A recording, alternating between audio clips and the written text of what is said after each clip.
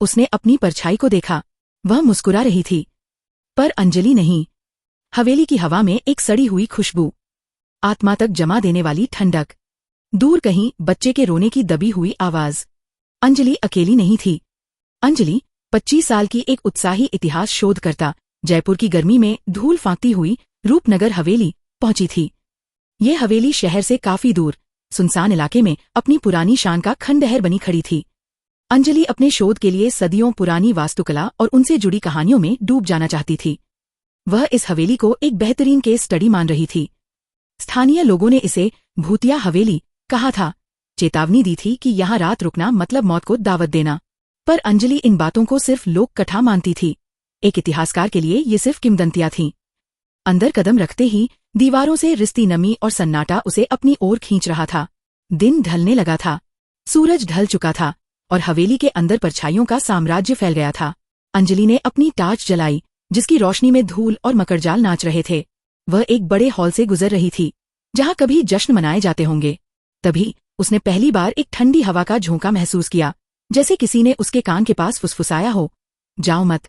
अंजलि चौंकी। उसे लगा शायद वहम है। उसने खुद को समझाया, सिर्फ हवा है। वह आगे बढ़ी, एक पुराने लकड़ी के संदूक के पास रुकी। संदूक पर नक्काशी इतनी बारीक थी कि अंजलि उसे निहारने लगी। उसने उसे खोलने की कोशिश की, पर वह बंद था। तभी कमरे के दूसरे कोने से एक जोरदार खड़खड़ाहट की आवाज आई। अंजलि का दिल जोर से धड़क उठा। आवाज एक पुराने भारी पर्दे के पीछे से आई थी। वह धीरे धीरे उस ओर बढ़ी, ताज की रोशनी उस पर टिकाई। पर्दा पुराना और फटा हुआ था, हवा से हिल रहा था। पर यह कोई आम हवा नहीं थी। पर्दे के पीछे कुछ नहीं था, सिवाय एक बंद लकड़ी के दरवाजे के। अंजलि ने सांस रोकी। फिर दरवाजे के नीचे से एक पतली, मैली उंगली दिखाई दी। वह उंगली धीरे धीरे बाहर निकली, एक पल के लिए हिलती रही और फिर उतनी ही तेजी से अंदर खींच ली गई, जैसे कभी थी ही नहीं। अंजलि की रीढ़ में एक ठंडी सिहरन दौड़ गई। यह वहम नहीं था, कुछ था यहाँ, जीवित और इंतजार कर रहा था। अंजलि का पूरा शरीर कांप रहा था, पर उसकी जिज्ञासा डर पर हावी हो गई। वह दरवाजे के पास घुटनों के बल बैठी, उसकी लकड़ी में दरारें ढूंढने लगी। दरवाजा अंदर से बंद था। उसने टार्च की रोशनी को जमीन पर फैलाया, जहां कुछ देर पहले उंगली दिखाई दी थी। धूल की एक मोटी परत पर एक छोटी, अस्पष्ट छाप थी, जैसे किसी नुकीले नाखून का निशान। ये छाप ताजातरीन लग रही थी।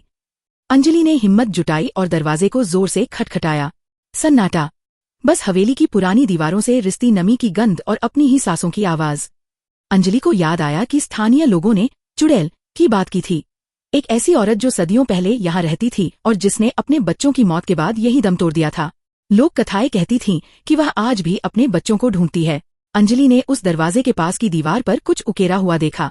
यह प्राचीन राजस्थानी लिपि में था। उसने अपनी नोटबुक निकाली और उसे पढ़ना शुरू किया। वह नहीं मरी, वह इंतजार कर रही है, अपनी संतान के लिए, जो कभी जन्मी ही नहीं। उसका नाम काली था। काला जादू जानती थी। अंजलि पढ़ती जा रही थी।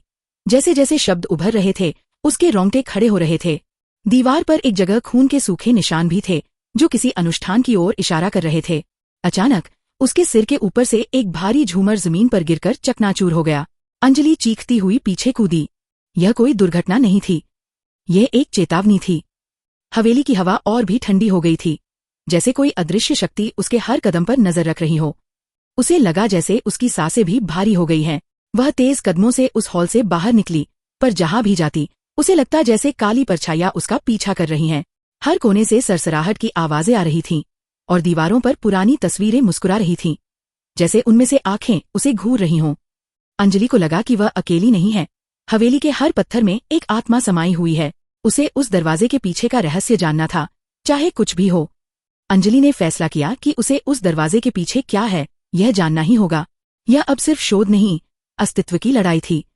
वह वापस उस पर्दे वाले दरवाजे के पास पहुंची। उसने दरवाजे के हैंडल को घुमाने की कोशिश की, पर वह जड़ा हुआ था। हताश होकर उसने अपने कंधे से जोर लगाया, लेकिन दरवाजा टस से मस नहीं हुआ।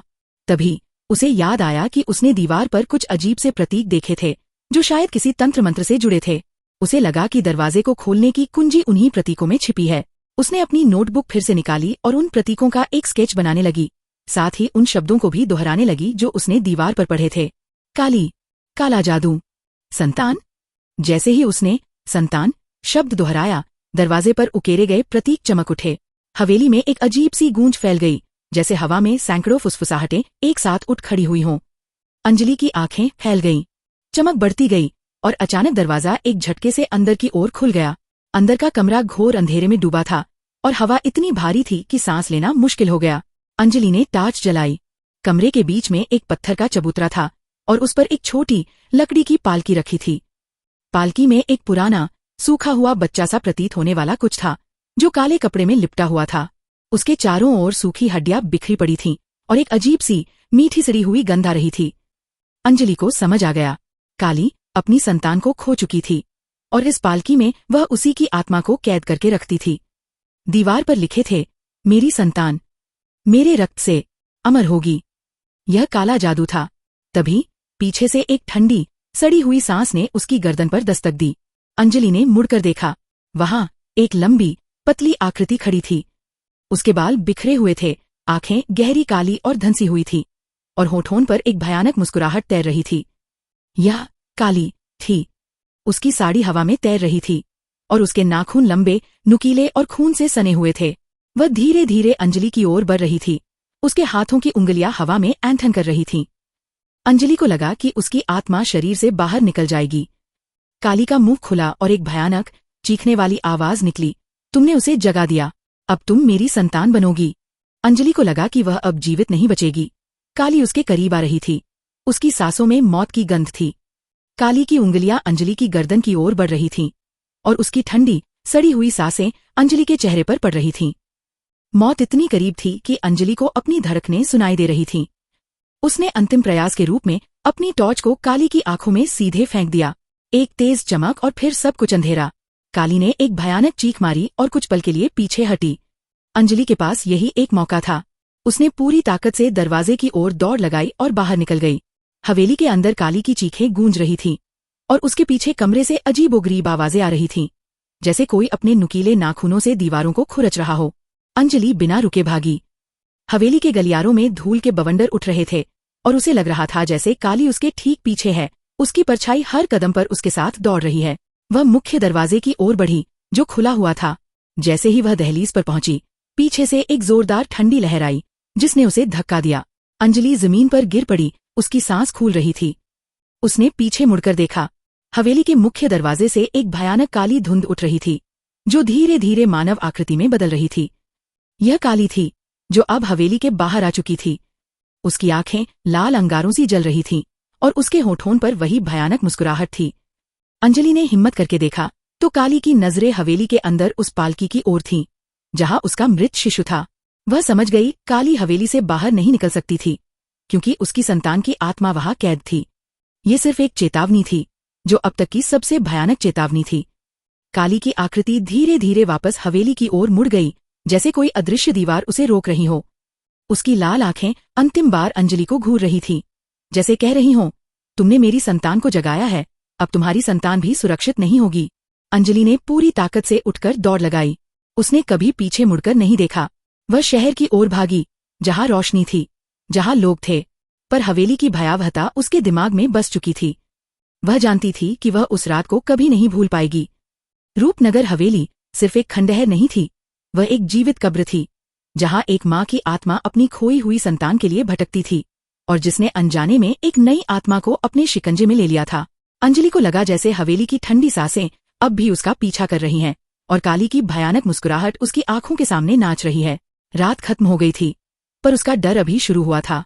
उसे एक भयानक एहसास था कि वह जल्द ही फिर से उस हवेली को अपनी ओर खींचते हुए महसूस करेगी, या शायद काली खुद ही उसके पास लौट आएगी, अपने नए शिशु की तलाश में।